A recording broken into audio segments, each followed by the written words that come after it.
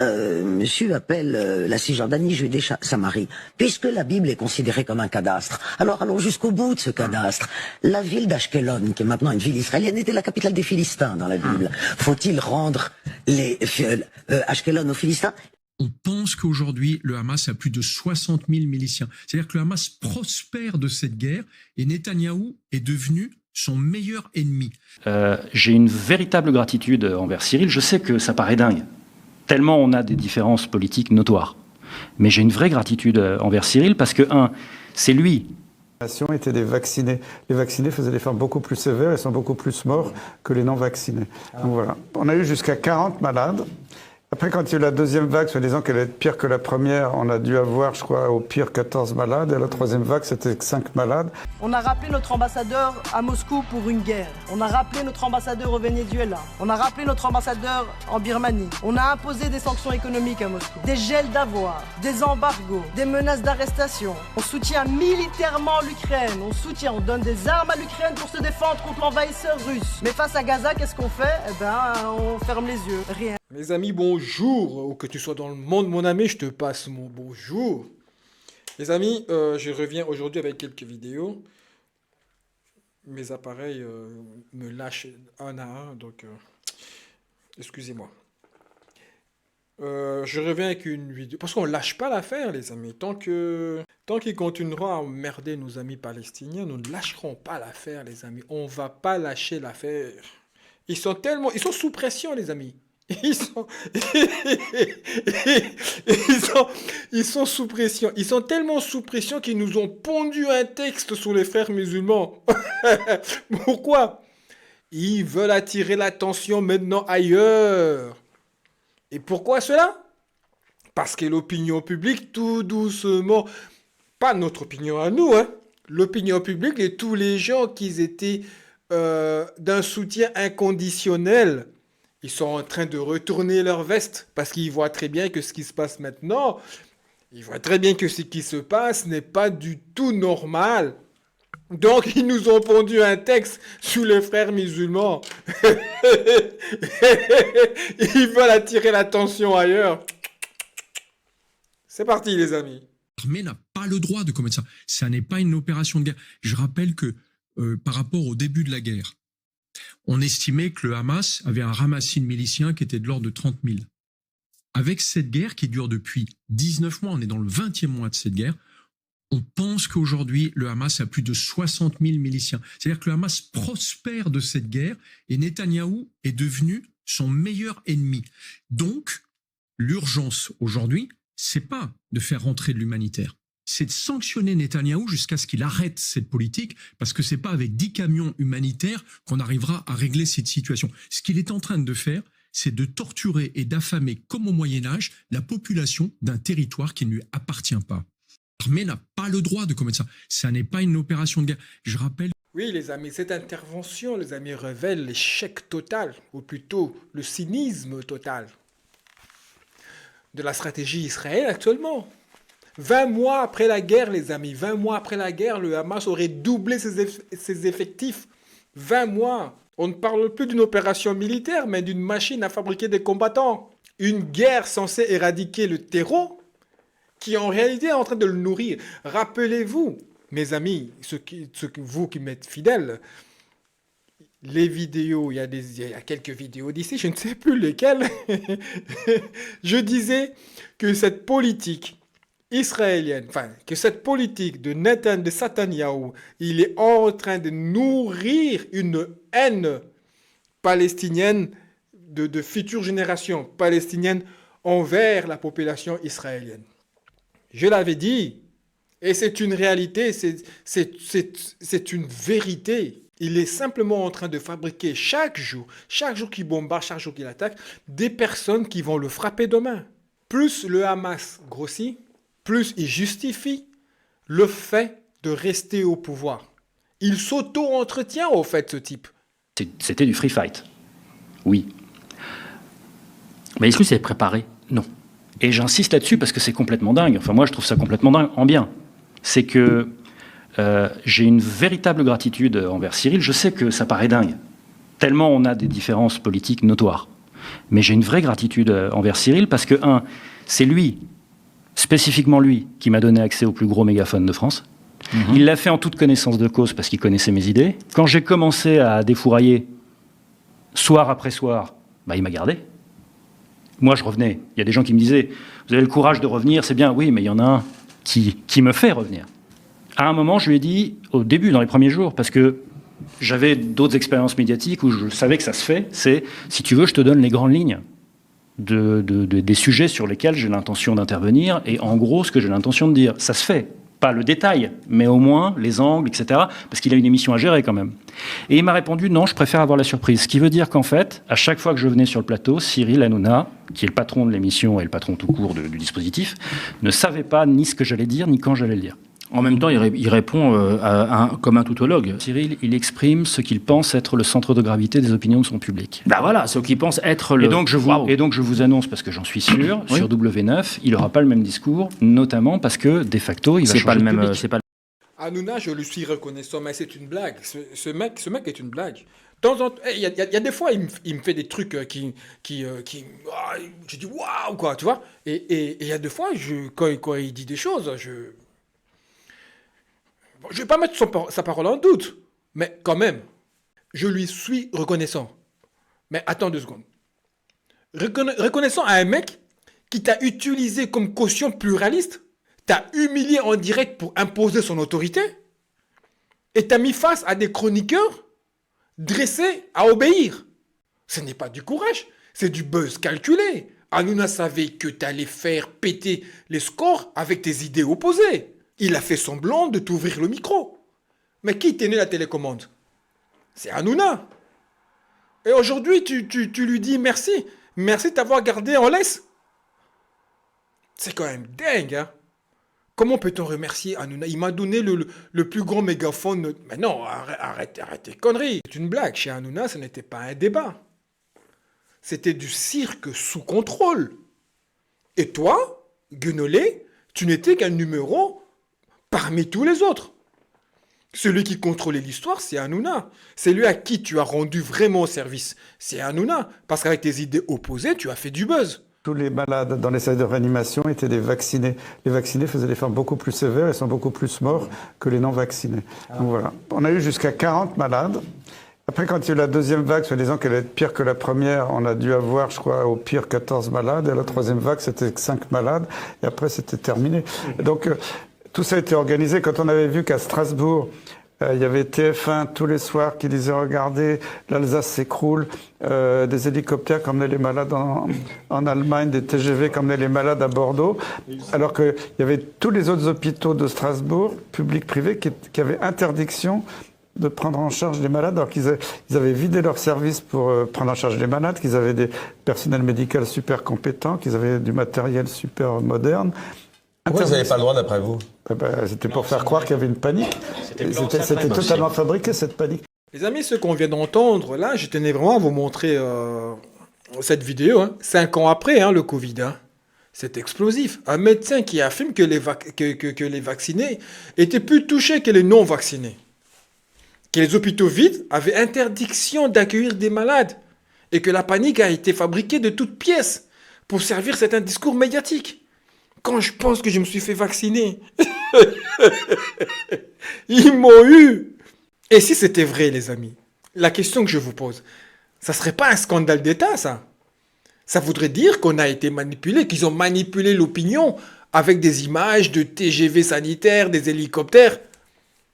Alors qu'à 2 pas de là, des lits étaient vides et des soignants prêts à aider.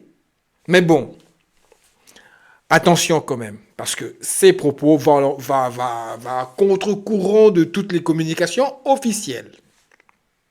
J'ai pas envie de... Parce que vous savez que tous ceux qui ont dit du mal du Covid, ils ont eu des problèmes. Je vais pas avoir des problèmes. C'est Covid, c'est comme Israël. Si tu dis du mal, en plus là, je commence un peu à me faire connaître là et tout, je veux pas de problème. Ok? Donc, on a besoin de preuves solides, des témoignages, des documents, des enquêtes. Parce que si tout ça est confirmé, alors on parle d'une mise en scène nationale et d'un mensonge qui aurait coûté des vies des gens. C'est pour cela que je ne fais pas le problème. Il n'y a pas de problème. Le Covid a mis des gens au chômage, vous savez ça. Il y a des infirmiers, il y a encore des aides-soignants, des tout, qui ont perdu leur boulot et tout. Laissez-moi tranquille avec ma chaîne. Donc, moi, je vous le mets parce que je le trouve important de le savoir. Mais voilà, bon, il faut quand même des preuves, non? Celles et ceux qui, avec les larmes de crocodile, se demandent tiens, qu'est-ce qu'on aurait fait en 40-45? Eh ben, vous avez la réponse en fait. On serait en train de faire exactement ce qu'on fait aujourd'hui, c'est-à-dire rien, ou alors pas grand-chose. Vous avez déjà oublié l'apartheid, la colonisation, vous avez oublié les enfants enfermés, vous avez oublié les colons qui grignotent du territoire tous les jours. Mais quelle mémoire sélective! Et l'horreur du 7 octobre ne peut en rien justifier l'enfer, ne peut en rien justifier une déportation, ne peut en rien expliquer un nettoyage ethnique. Rien ne peut justifier un génocide. On a rappelé notre ambassadeur à Moscou pour une guerre. On a rappelé notre ambassadeur au Venezuela. On a rappelé notre ambassadeur en Birmanie. On a imposé des sanctions économiques à Moscou. Des gels d'avoirs, des embargos, des menaces d'arrestation. On soutient militairement l'Ukraine. On donne des armes à l'Ukraine pour se défendre contre l'envahisseur russe. Mais face à Gaza, qu'est-ce qu'on fait? Eh ben, on ferme les yeux. Rien. On condamne un peu quand même. Parce que quand même, faut pas déconner ce qui se passe. Il y a quand même des enfants qui crèvent de faim, quoi. Aucun embargo, aucun gel des avoirs, aucun rappel d'ambassadeur. C'est une incohérence, moi, qui m'empêche personnellement de dormir. Je sais pas pour vous, mais moi, ça m'empêche de dormir. C'est un deux poids, deux mesures qui est insupportable et qui sape notre crédibilité et notre intégrité. Il faut suspendre tous les liens économiques avec un État qui viole le droit international et pas venir le voir se trémousser sur une scène comme à l'Eurovision. Eh les amis, une Belge. J'adore ma Belgique. C'est une Belge. J'avais pas de commentaire à faire là-dessus. Cette vidéo, je la partage parce que elle m'a fait plaisir. C'est une Belge. J'adore la Belgique.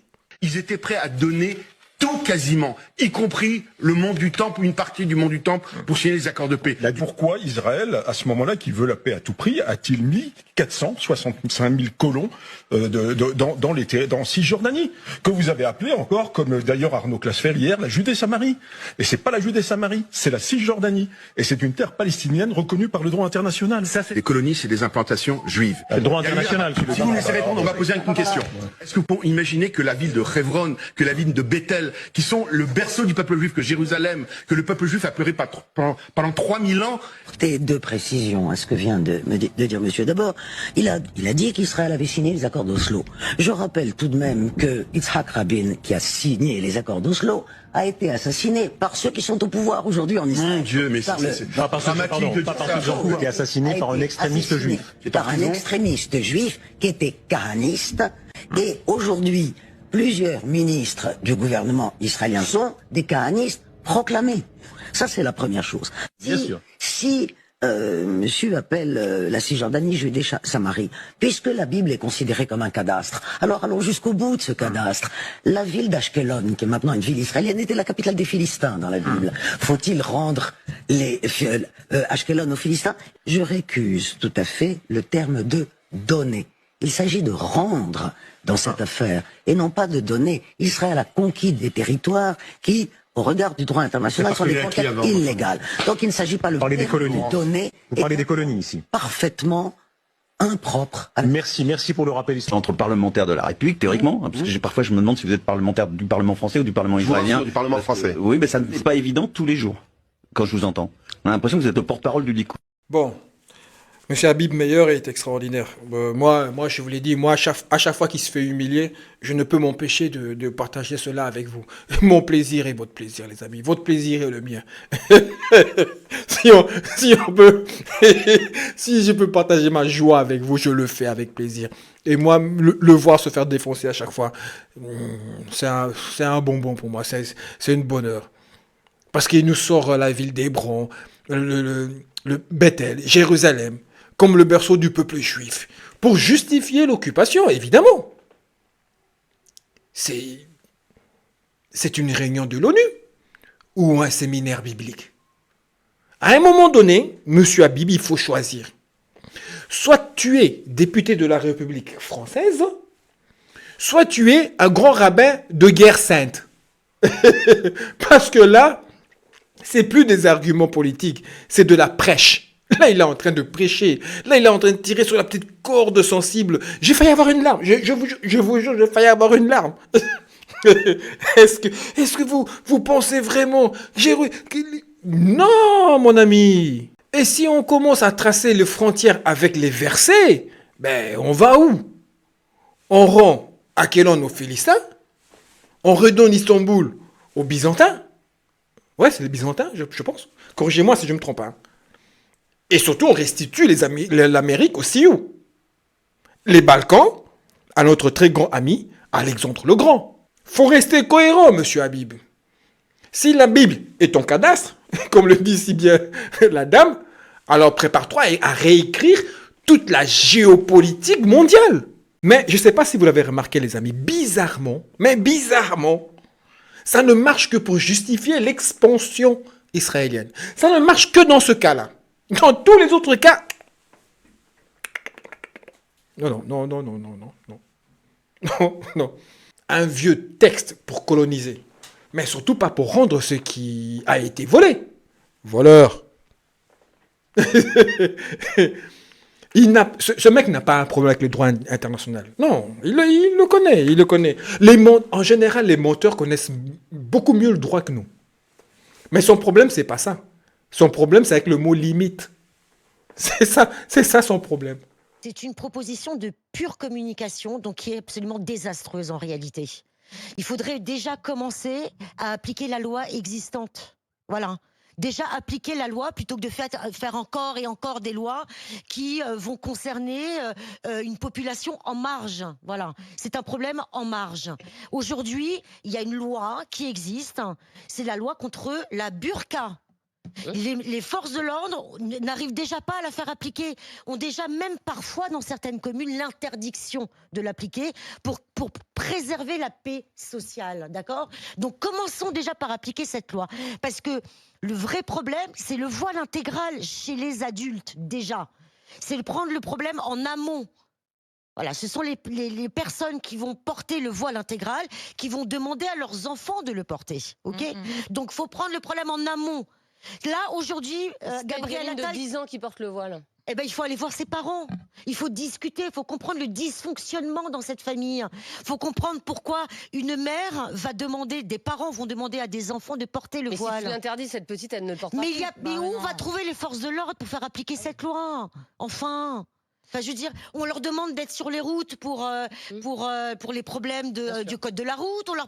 Ils peuvent pas être partout, ce n'est pas possible. On n'arrive déjà pas à faire appliquer la loi sur le voile intégral. Oui, c'est ça le problème. Il y a très peu de femmes aujourd'hui en France qui portent le voile intégral. Enfin, Rémi, tu as les chiffres. Selon deux notes des services de renseignement qui datent de 2023, il y a moins de 400 femmes identifiées aujourd'hui en France. Combien il y a d'enfants qui portent le voile? Qui portent la burqa, c'est-à-dire le voile intégral. D'accord, voilà. Très bien. Combien il y a d'enfants qui portent le voile?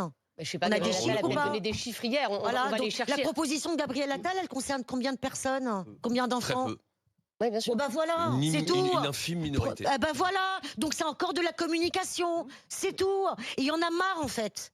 Il y en a marre en fait. Et moi je comprends les auditeurs musulmans qui viennent crier. Mais vraiment je comprends. Il y en a marre, c'est tous les jours. Laissez-les tranquilles enfin. Et que le problème soit résolu cas par cas. Parce que derrière, il y a des familles qui sont dysfonctionnelles. Derrière, il y a peut-être des familles, des femmes qui souffrent, en fait, qui sont sous emprise. Donc, il faut aller les sauver, ces femmes, si elles sont en souffrance, plutôt que d'en faire quelque chose un argument politicien pour la campagne 2027. Ça suffit, laissez-les tranquilles, laissez-les en paix. Et surtout, moi, j'en peux plus, hein, franchement. Hein.